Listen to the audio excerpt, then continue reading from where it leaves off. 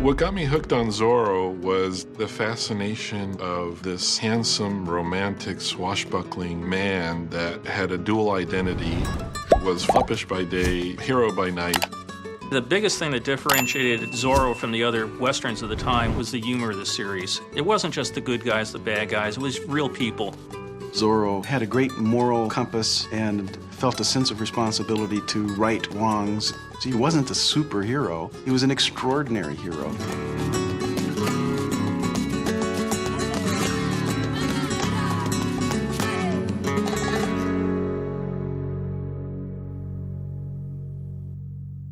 Zorro made his first appearance in a pulp magazine, All Story, in 1919, in a serial that went on for 5 issues called The Curse of Capistrano.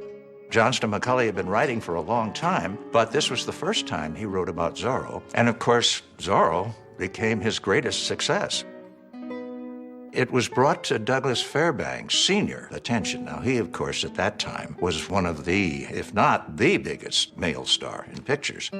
So they did the film, and of course, he's marvelous in it. And he plays this Don Diego, who is this very weary young man who is constantly going like this.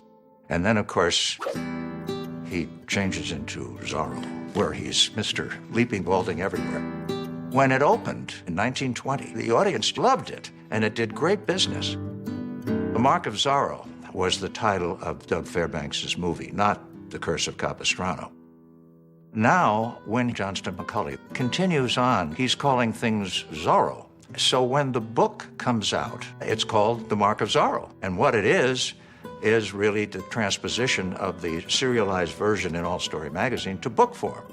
Johnston McCulley had written a sequel, Return of Zorro. Then comes a series of serials that Republic does, and a couple of other features. Zorro's Fighting Legion holds up terrifically, and the action material is marvelous. Suddenly, Darryl Zanuck at 20th Century Fox thought, wait a minute, how about Tyrone Power in The Mark of Zorro? The Tyrone Power version turned out to be extraordinarily popular. A long time ago, there was a masked rider who rode the countryside. This was in old Spanish California, back in the days of high adventure and low, soft guitars. Disney originally thought of doing Zorro in 1952. They purchased the rights from Mitchell Gertz, who at that time was the agent for Johnston McCulley. Disney pitched his idea to the 2 networks, CBS and NBC. They wanted him to make a pilot. Disney felt as though he didn't need to make a pilot. He knew how to make films. So the negotiations between 3 were cut off. And it really wasn't until early 1957 that they began to work on it again. Zorro was the project at the studio in 1957. It's what everybody was involved in. Marvin Davis designed the sets. The set was the first standing set built on the Disney lot, on about 6 or 7 acres at a cost of about $500,000, which in late 1950s dollars was a lot of money.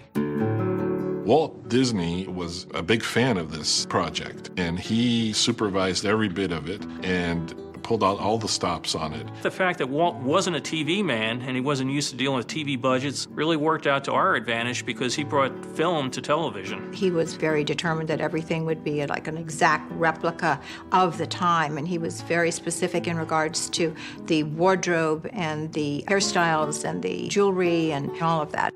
It was stepping back into a time that I'd only read about.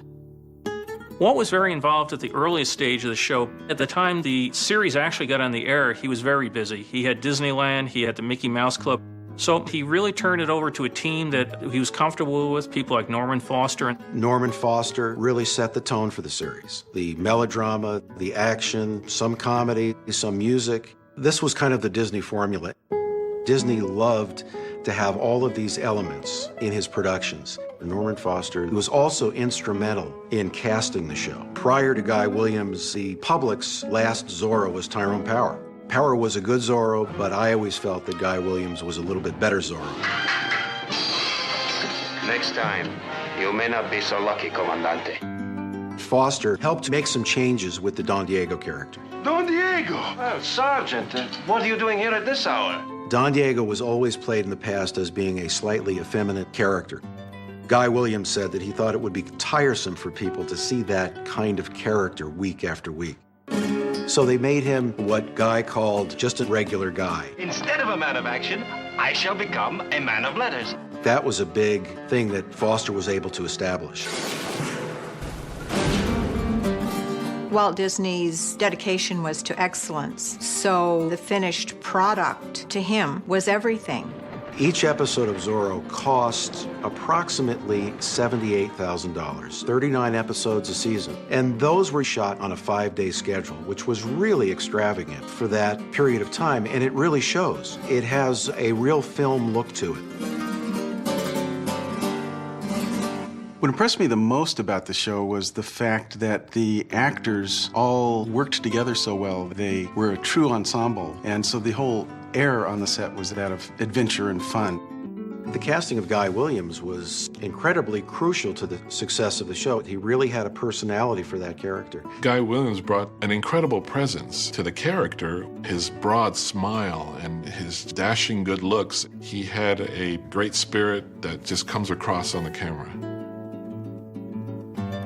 Henry Calvin was a jovial human being. When he would enter a room, the belly would kind of come in first. Henry Calvin had been on Broadway. He was an operatic singer, and he played comedy very well. Although he was working for the villains, he was not a villain himself. He was somebody that you just usually felt sorry for because he would always take the brunt of Zorro's kidding or usually end up with the mark of the Z on his pants. I have a genuine affection for Sergeant Garcia, Padre. At heart, he's a good man.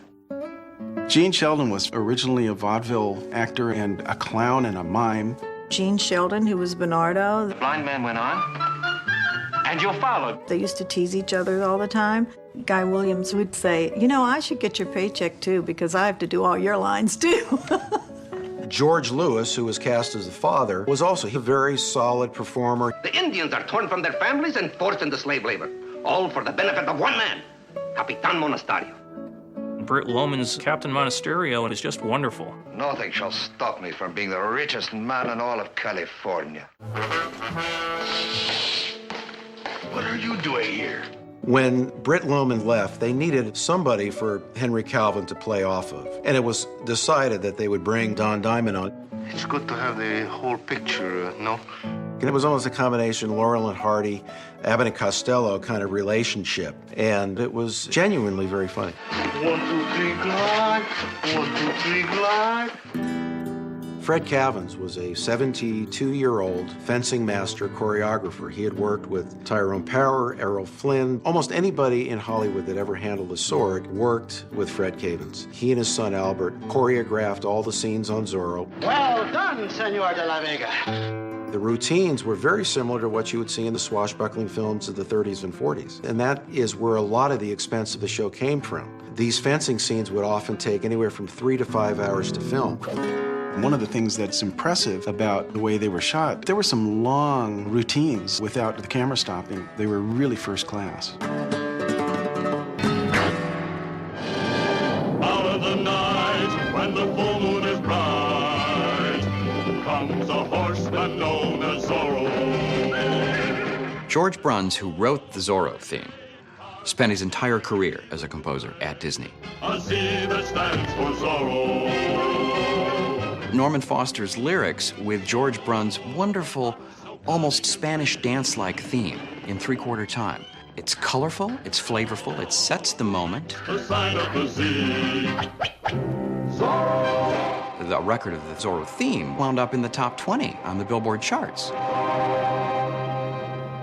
Series television in the 1950s often did not have a lot of original music, but Zorro was the exception to the rule in that every single episode had an original score.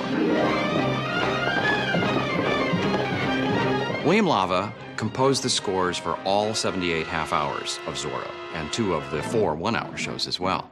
He came to Zorro with a huge background as a Western composer for the Republic serials of the late 1930s and into the early 1940s. William Lava wrote an average of 10 to 15 minutes of music for every episode. He would tend to do it in just a few days, and it was recorded at the Disney scoring stage. One of the wonderful things about the atmospheric music of Zorro is the fact that it's often solo guitar. In this case, almost always, Laurindo Almeida, who is probably the greatest acoustic guitarist in the history of the Hollywood studios.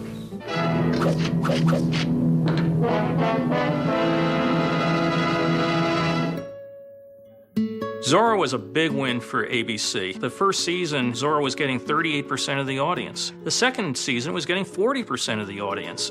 Zorro was slated to continue after the second season. Disney was thinking about color. He thought that this was the wave of the future, and ABC was really not involved in color at that time. They got into a long, protracted legal battle, eventually ending with the cancellation of Zorro, the Mickey Mouse Club. What about Zorro? Zorro? As a matter of fact, I don't think I should talk about him. You see, confidentially, Zorro won't be on the show. It was a real unfortunate situation. Here's one of the top-rated shows of all time, and it's pulled off and sits in limbo as the lawyers battle over it for the next year, trying to figure out whether ABC could do it without Walt or whether Walt could do it without ABC. They did bring him back for 4 one-hour episodes on Walt Disney Presents. The episodes were actually slated for the third season, but they were put together as one-hour episodes. And they did well in the ratings, so it was kind of a surprise that the Zorro character was kind of left in the past by the studio.